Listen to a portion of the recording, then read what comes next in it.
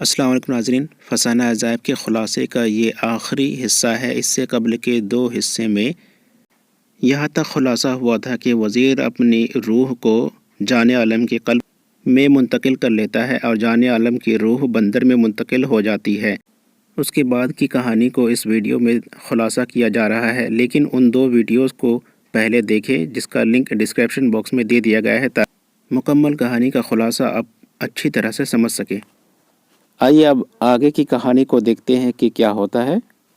وزیر جو کہ بادشاہ جان عالم کے قلب میں ہے، اس کی حرکت کو دیکھ کر مہر نگار اور انجمن آرا کو شک ہوتا ہے کہ یہ جان عالم نہیں ہے۔ مہر نگار نے روح منتقل کرنے والی بات جو کہ ان کے بابا نے بتائی تھی، انجمن آرا کو بتا دی۔ جان عالم کے قلب میں وزیر اپنی روح کو منتقل کر کے وہ جب مہر نگار اور انجمن آرا کے پاس آتا ہے تو ان دونوں کو شک ہو جاتا ہے کہ یہ جان عالم نہیں ہے۔ مہر نگار روح منتقل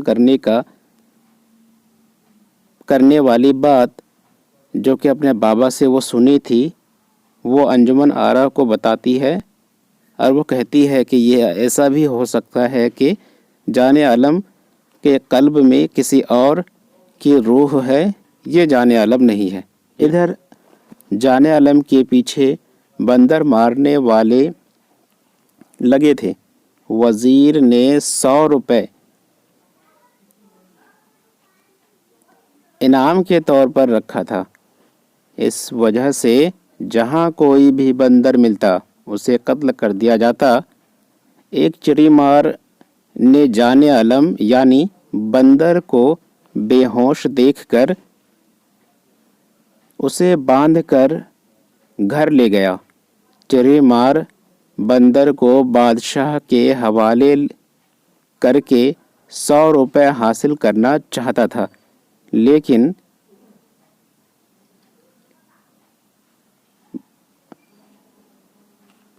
بندر کی التجا پر چڑی مارنی نے چڑی مار کو روکا اور بندر کو گھر میں ہی رکھ لیا۔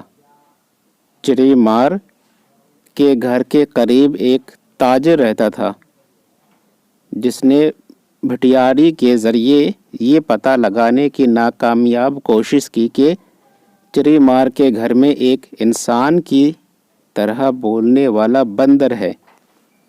پھر وہ تاجر خود چڑی مار کے گھر گیا اور یہ پتہ لگانے میں کامیاب ہوا کہ اس گھر میں ایک انسان کی طرح بولنے والا بندر رہتا ہے۔ سوداگر نے دھمکی دیا اور بہت سے انعام دے کر اس بندر کو اپنے گھر لے گیا۔ جان عالم جو کہ ایک بندر کی شکل میں بے ہوش تھا، اسے یعنی بندر کو قتل کرنے کا انعام وزیر نے 100 روپے رکھا تھا، تو جہاں بھی کوئی بندر دیکھتا اسے قتل کر دیا جاتا تھا۔ ایک چڑی مار نے جب بندر یعنی جان عالم کو بے ہوش دیکھا تو اسے اپنے گھر لے آیا اور اسے وزیر کے حوالے کر کے 100 روپے حاصل کرنا چاہا، لیکن چڑی مارنی کے پاس جب بندر یعنی جان عالم التجا کیا تو اس پر چڑی مارنی نے بندر کو بیچنے کی اجازت نہیں دی اور اسے گھر پر ہی رکھا۔ ایک تاجر جو کہ چڑی مار کے گھر کے قریب تھا، وہ کسی طرح پتہ لگا لیا کہ اس چڑی مار اور چڑی مارنی کے گھر میں ایک انسان کی طرح بولتا ہوا بندر ہے، اور یہ تاجر یعنی یہ سوداگر نے کسی طرح دھمکی دے کر اور بہت سے انعام دے کر چڑی مار سے وہ بندر خرید کر اپنے گھر لے آیا۔ اس تاجر نے بندر کی خدمت اچھے سے کی، اور جب سوداگر کو یعنی اس تاجر کو بادشاہ جان عالم، شہزادہ جان عالم کا یہ احوال یعنی بندر کے قلب میں اس حال میں رہنے کا پتہ چلا تو اس سے کافی محبت کیا اور اس کی جان کا خیال رکھا۔ وزیر کو جب پتہ لگا تو اس نے لوگ بھیجے، لیکن سوداگر نے بندر کو وزیر کے حوالے کرنے سے انکار کر دیا۔ وزیر نے ایک لشکر بھیجا۔ سوداگر کسی طرح چھپ کر مہر نگار تک پہنچا۔ جب تاجر بندر کو اپنے گھر لے کر چریمار کے گھر سے اپنے گھر کو لے کر آتا ہے تو کسی طرح وزیر کو پتہ چل جاتا ہے کہ وہ بندر تاجر کے یعنی سوداگر کے گھر میں ہے۔ وزیر لوگ بھیجتے ہیں لیکن سوداگر بندر کو دینے سے انکار کر دیتا ہے تو وزیر ایک لشکر بھیجتا ہے۔ چھپاتے ہوئے کسی طرح سوداگر مہر نگار تک پہنچتا ہے۔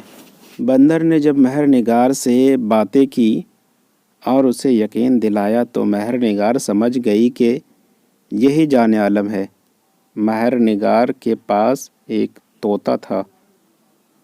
جان عالم نے جلد اس طوطے کی گردن کو نچوڑنے کو کہا اور پھر اپنی روح کو اس طوطے کی قلب میں منتقل کر لیا۔ سوداگر نے اس بندر کو مار ڈالا۔ سوداگر کسی طرح چھپ کر مہر نگار تک پہنچا اور مہر نگار سے جب یہ بندر باتیں کرنے لگا تو مہر نگار کو یقین آ گیا کہ یہ جان عالم ہے۔ جان عالم نے کہا کہ آپ کے پاس جو یہ طوطا ہے اس طوطے کی گردن کو آپ نچوڑ دیجئے۔ مہر نگار نے اسی طرح کیا، وہ اس طوطے کی گردن کو نچوڑ دیا اور جان عالم جو کہ بندر کے قلب میں تھا وہ اپنے روح کو اس طوطے کے قلب میں منتقل کر لیا اور سوداگر نے اس بندر کو مار ڈالا۔ وزیر آ کر دیکھتا ہے کہ مہر نگار کا رنگ کچھ الگ ہے۔ اس نے یہ سوچا کہ شاید جان عالم کی موت پر وہ ڈر گئی۔ مہر نگار وزیر کو ایک بکری کا بچہ منگوانے کو کہتی ہے۔ وہ اس بکری کے بچے کے ساتھ روز کھیلتی ہے۔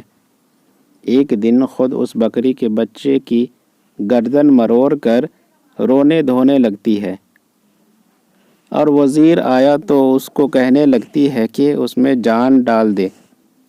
وزیر نے کہا کہ کیا بھلا کوئی مردے میں جان ڈال سکتا ہے؟ مہر نگار بولتی ہے کہ آپ ہی نے تو میری مینا میں جان ڈالی تھی۔ وزیر سوچتا ہے کہ شاید جان عالم نے کبھی یہ کام کیا ہوگا۔ سوداگر بندر کو مار ڈالتا ہے اور مہر نگار کسی طرح ڈرامہ کرتی ہے اور جب وزیر آ کر دیکھتا ہے کہ مہر نگار کا رنگ کچھ الگ سا ہو گیا ہے تو وہ سوچتا ہے کہ شاید جان عالم کی موت کی وجہ سے وہ ڈر گئی ہو۔ مہر نگار ایک بکری کا بچہ منگوانے کہتی ہے۔ مہر نگار اس بکری کے بچے کے ساتھ روز کھیلتی ہے اور ایک دن خود جب کوئی کمرے میں نہیں ہوتا ہے تو وہ خود ہی بکری کے بچے کی گردن کو مروڑ دیتی ہے جس سے وہ بکری کا بچہ مر جاتا ہے۔ جان عالم وہ طوطا ابھی بھی اس پنجرے میں ہے اور وہیں موجود ہے جہاں مہر نگار اس بکری کے بچے کی گردن کو مروڑتی ہے یعنی اپنے کمرے میں۔ وزیر آ کر دیکھتا ہے کہ بکری کا بچہ مردہ پڑا ہوا ہے۔ مہر نگار روتے دھوتے کہتی ہے کہ وزیر کو کہتی ہے کہ اس مردے بکری کے بچے میں جان ڈال دو، جس کے ساتھ میں کھیلتی تھی وہ مر گئی ہے۔ اب اس کا رونا دھونا دیکھ کر تو وزیر کہتا ہے کہ بھلا کسی مردے میں جان ڈالی جاتی ہے؟ مہر نگار بولتی ہے کہ آپ نے ہی تو مہر نگار جھانسا دے کر کہتی ہے کہ آپ نے ہی تو میرے مینا میں جان ڈالی تھی۔ وزیر سوچتا ہے کہ شاید جان عالم نے کبھی یہ کام کیا ہوگا، یہ روح منتقلی کا کام کیا ہوگا۔ وزیر اس جھانسے میں آ جاتا ہے۔ اب آگے دیکھیے کیا ہوتا ہے۔ وزیر بستر پر لیٹ گیا اور اپنی روح کو اس بکری کے بچے میں منتقل کیا اور پنجرے میں بیٹھا طوطا اپنی روح کو وزیر کے قلب میں منتقل کر دیا اور مہر نگار نے منتر پڑھ کر اس بکری کے بچے میں چھڑک دیا، جس سے وزیر کی روح کہیں کسی پر منتقل نہ ہو سکے۔ شہزادہ جان عالم اپنی قلب میں واپس آ گیا، انجمن آرا آئی اور خوشی کی آمد ہوئی، جشن منایا گیا۔ وزیر مہر نگار کے جھانسے میں آ کر بکری کے بچے میں روح کو منتقل کرنے جاتا ہے اور جو ہی وہ بکری کے بچے میں اپنی روح کو منتقل کرتا ہے، جان عالم جو کہ طوطے کے قلب میں تھا اپنی روح کو فوراً ہی قلب میں اپنی روح کو منتقل کر دیتا ہے، اور جب وزیر بکری کے قلب میں اپنی روح کو منتقل کرتا ہے کہ فوراً ہی مہر نگار وہ منتر ہے جس سے کہ وزیر اپنی روح کو کسی اور جانور میں اپنی روح کو منتقل نہ کر سکے۔ اس طرح وزیر بکری کی روح اپنے قلب میں واپس آ جاتا ہے۔ یہ سن کر انجمن آرا آتی ہے، خوشی کی آمد ہوتی ہے اور جشن منایا جاتا ہے۔ مہر نگار، انجمن آرا اور شہزادہ جان عالم اپنا لشکر لے کر گھر کے لیے روانہ ہوتا ہے کہ راستے میں وہ طلسم چشمہ نظر آتا ہے۔ مہر نگار کی طبیعت خراب ہونے کی وجہ سے اسی جگہ محل سرا لگا دیا جاتا ہے۔ غائب سے ایک آواز آتی ہے، ابے جان عالم، بہت دنوں اڑتا پھرا، مدت کے بعد پھنسا، خبردار ہو جا۔ اتنے میں وہ جادوگرنی آ جاتی ہے۔ جانور ہو یا انسان، سب کے آدھے جسم پتھر کا بنا دیتی ہے۔ مہر نگار کے والد کے ایک شاگرد یہ ماجرا دیکھ کر اپنے استاد سے جا کر بتاتا ہے۔ مہر نگار کے والد آتے ہیں اور جادوگرنی کو مار گراتے ہیں۔ لشکر میں سب کے سب پھر سے اصلی شکل و صورت میں آ جاتے ہیں۔ جب جان عالم اپنی قلب میں واپس آ جاتا ہے اور جشن منایا جاتا ہے، اس کے بعد مہر نگار اور انجمن آرا کو لے کر شہزادہ جان عالم اپنے ملک کی طرف روانہ ہوتا ہے۔ پھر سے اسی طلسم چشمہ میں نظر آتا ہے، تو وہیں مہر نگار کی طبیعت خراب ہونے کی وجہ سے محل سرا وہیں پہ لگا دیا جاتا ہے۔ اسی جگہ وہ جادوگرنی، شہپال کی بیٹی جادوگرنی آتی ہے اور آ کر تمام لوگ ہو یا جانور، اس کے آدھے جسم کو پتھر کے بنا دیتی ہے۔ یہ ماجرا دیکھ کر مہر نگار کے والد کا ایک شاگرد مہر نگار کے والد کو جا کر بتاتا ہے۔ مہر نگار کے والد آتے ہیں اور جادوگرنی سے جنگ کر کے اسے مار گراتے ہیں، اور جتنے بھی لوگ لشکر میں آدھے پتھر کے بنے تھے وہ اپنی اصلی شکل و صورت میں واپس آ جاتے ہیں۔ پھر اس جادوگرنی کا باپ شہپال آتا ہے جو کہ جادوگروں کا بادشاہ ہے۔ شہپال، جان عالم، انجمن آرا، مہر نگار کے والد اور اس کے لشکر کے درمیان میں جنگ ہوتی ہے، جس میں شہپال کو شکست ہوتی ہے مہر نگار کے والد دعا دے کر نکل جاتا ہے۔ جانے عالم وہاں سے مال و دولت لے کر اپنے ملک کو روانہ ہوتا ہے۔ جانے عالم اپنے ملک قسمت آباد پہنچتا ہے۔ اس کے والد اسے دیکھ کر خوش ہوتا ہے۔ ایک دن بعد مہر نگار اور انجمن آرا بادشاہ فیروز بخت سے اجازت لے کر ماہ طلعت سے ملاقات کرنے جاتی ہے، جو کہ ایک منہ پھٹ عورت ہے اور وہ اب محل میں نہیں رہتی۔ انجمن آرا اور مہر نگار ماہ طلعت سے مل کر اسے منانے کی کوشش کرتی ہے اور اسے محل آنے کو کہتی ہے، لیکن وہ نہیں مانتی۔